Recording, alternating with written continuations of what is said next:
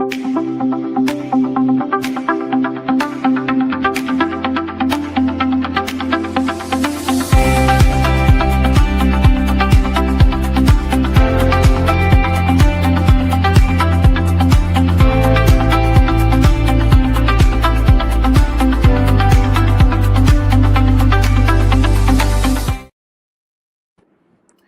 here we are. Welcome to the Global Gurus podcast, a 15-minute conversation with the thinkers shaping the future of business. Every episode, we are going to ask our guests 3 questions. What is the biggest problem that you see right now? What is the original methodology that you have built in order to solve this? And how are you applying this to create measurable results in the real world? Okay, let's be practical, right? I am Arthur Carmazzi, and with my co-host, Mark Nation. And today we have Jonathan Lowe, top 10 in customer experience. Jonathan, how you doing, man? I'm doing great, Arthur. Thank you for having me here, to you and also Mark. It's great to be here. All right, so let's go ahead and let's get started because people are busy and they want to know what's going on. So what is the biggest problem that you see? Well, it's interesting. Over the last, I think, 6 to 12 months, a lot has been happening around the world. And of course, in recent months too, right? Things are still evolving. So one of the things that I'm hearing is people are finding ways to adapt better, not only to AI. Obviously, AI is the buzzword right now. But in the work that I'm seeing, that I'm doing a lot, it has a different version of AI. So right now, I'm doing a lot of work helping organizations get better at adaptability intelligence. We started the world with IQ, EQ, and now we're evolving into AQ, which is adaptability coach. So a lot of work centered around that. There's a wonderful tool that is 15 dimension. It looks into the area of ability, character, and also environment. So in each of the 3 dimension, there are 5 dimension subsector into it. So yeah, a lot of great things that I'm working around that. Okay, so basically the problem that you're seeing is that people are finding it difficult to adapt. And original methodology is this particular dimensions that you're talking about. Is that correct? Yeah, so the 15 dimension is not the original that I've done, but what I've done is I've being serving in the coaching faculty for a long time, right? And also doing a lot of work in CX. That's where I first originated. I came from the hospitality industry, so customer service has always been very close to my heart. So what I've done is, in terms of the original methodology, it was actually built from this book, right? Winning Clients Loyalty, that I've written, the 7 proven practices to convert clients into amazing fans, with the acronym of using service, right? SERVICE. So from this book, I developed a proprietary service champion profiling tool. So based on this, we kind of measure where are people in these 7 areas, of which we look into the self-mastery area, in terms of their experiences, what they're giving to clients, the relationship they're building with clients, the value proposition, the innovation, culture, and empowerment. So within the self-mastery, I've infused adaptability, right? So I've worked on a tool that supports that. And not only that, because we wanted to really help organizations measure results. And part of that is coming out with a coaching methodology. So I created a coaching model that is called CHAMP. All right. So a CHAMP coaching model will take people across. How do you connect with your partners? How do you connect with the people that you work with? What are highlights, right? What are the strengths? What are the opportunity for growth? How do you align some of your actions that can actually support that? And what are the areas you need to master? Right? How do you develop your mastery in the critical service competency, and how do you track your progress? So that's where CHAMP comes about. It's called the CHAMP coaching model. So it's kind of like the full circle. It's the full loop. Once I started with this book, and then the service champion, a profiling tool, and now with the CHAMP coaching model. Actually, interestingly enough, I know Arthur, you're based in Bali. I did a program, and one of the measurability was working with the two hotels, the Sons hotel in Ubud and also the Saras in also Ubud. So we had about 20 of the leaders, senior leaders within the hotels go through 3 months coaching intervention program. We established some key milestone that is needed in terms of service, from TripAdvisor, from how they're doing in terms of before, during, and after, and the result was transformational. So really happy that two is really supporting, helping people, and helping leaders to also embrace coaching methodology, a coaching mindset and approach. Brilliant, brilliant. So then, I mean, that kind of answers the third question to a certain degree. So, what are the measurable results that, you're seeing in the real world? So you've given these two examples. Now, give us a few more examples of where else this model and, the combination of models that you've been using has achieved specific visible results. I mean, if somebody were to, go ahead and take your coaching model and your champ model, and also the CS model, the adaptability model, then what kind of results could they expect to get? Yeah, I think in any models, right, in any profiling tools, one of the greatest things that I've discovered is the self-awareness that people gain. Through the whole process, working with leaders. One of the funny things is, there is this dimension called unlearn in the adaptability quotient model, right? And people always tell me, hey, John, I totally embrace change. I totally embrace what is coming to the world. I am ready for change. So that's what they say. But when they go through the assessment model, the unlearned portion really became a big glaring opportunity, right? So what in their mind they thought was, I'm pretty good with embracing change, but when it comes to the things to do it, it wasn't as easy, right? Some habits are really, really tough. And the conversation around those habits gives people permission. And I always remember what Marsha always says, right? For a leader to embrace change, there are three things that is important. They need to have the humility, they need to have the courage to receive the feed forward, and more importantly, they need to have the discipline to make things happen.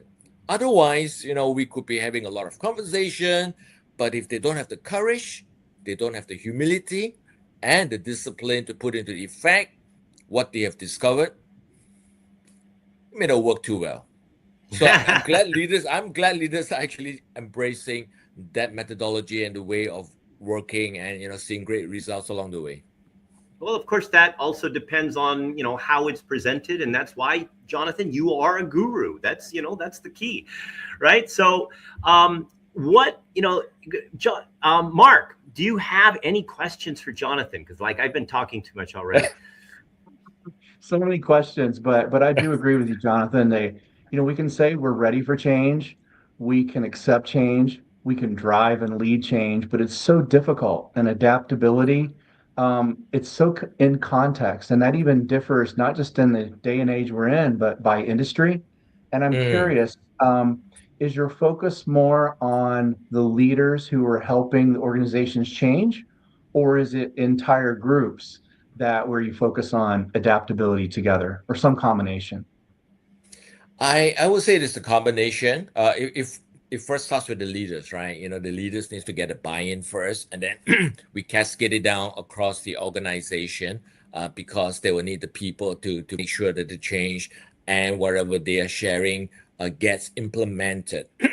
Only when there's behavioral change in people, when they see there's a need to it, there's a sense of, yeah, this is something that is going to really help us, themselves first, right? And when they experience that, then they want other people to receive the same joy. So so it starts with the leaders, and then it gets cascaded into the organization. That makes sense. Now, I know you have it's incredible heritage in the hospitality industry, which we all know sort of customer service and a good experience means everything. And since then, I know you've branched out into banks, into tech, into telecom, other service industries beyond just Asia and different Yeah. theaters across the world. So I'm curious, have you noticed a theme or some difference in banks versus hotels or tech versus non-tech, for instance? Um, I think the fundamentals of CX always originally, from the world of hospitality, and over the last even 20 years, 15 years, 10 years ago, right? Many of these organizations have been embracing how can we be the differentiator, right? How can we not just be a commodity? How can we humanize even the whole banking experience, right? So everyone is talking about experience. So they have actually used that as the foundation, and they have used that to even be a differentiator in terms of value proposition to clients, to win more loyalty among their followers, among people that are actually using it, going from transaction to transformational. So yeah, I can see that CX is really, really important in every aspect, and not only within the hospitality or solution providers arena. So whether it is in banking, whether it is FMCG, everyone is talking about experience, and that human experience with the ability to leverage AI. And AI will be twofold, right? Artificial intelligence, how well are you leveraging that? And also, how well are you adapting intelligently the other AI? Awesome. Awesome. Okay, well, Jonathan, now if somebody wanted to, contact you and, and transform their organization to a more customer-centered coaching foundation type of company where everybody is adapting, what would they have to do? Well, first of all, obviously, reach out to me, right? Reach out to me. Let's have a conversation. Let's have a conversation. But more importantly, I think as a strategy, the team needs to look at the reason behind it, right? The reason, the outcome that is important, right? Always begin with the end in mind. What is the goal that they're trying to reach, right? And once you are clear and have clarity on that outcome and goal, then the rest is just a process, putting in the little bits, right? But and the buy-in, I feel working with so many organizations, some has been successful, some has not been very successful. You need to get a total buy-in, and it comes from senior leadership, and not just saying that we need to do it, but actually modeling the way. It's so easy, right, for people to say, hey, we have to do it, but if your action doesn't follow through with whatever you're saying, yeah, okay, we'll watch and see. Nothing much happens, right? But if the leaders are really committed at all levels, things will happen magically. But there was a reason for that before it became magic. Now, I mean, because that's a key differentiator. If the leaders are committed, so what if you've got some leaders committed and others are like, wow, I mean, I still need to maintain my grip on things, and and what do you do in that kind of a situation? I think one of the things that is important is to really have a buy-in session, right? Before we roll out any transformation project, we need to get everyone in the team to sit down together, right? What does it take for them individually, as a team, as a whole, and how would they take this forward, and what are the results that they can actually gain, and how would this help them? Because many of the things that people are actually, and it's very interesting that you mentioned that, because that's the very same thing about unlearn, right? Because it's like, I rather not move things, I rather not relearn things, we stick to the way we've been doing it, and yeah, things are very comfortable, right? But if you want to be in the next phase of the organization in 1 year, 2 years, 3 years, something needs to start now rather than later. All right. Well, fantastic, Jonathan. And how do people reach out to you? Very simple. LinkedIn is one of the best ways to reach out to me. And LinkedIn has many of the histories of the work that I've done with many of the clients, in terms of even recommendation. You can read on some of the recommendation that people have gone through. from various industries. So I think I have about 350 or probably close to about 400 already now. So yeah, use that as a platform to reach out, and I'll be happy to have a conversation, right?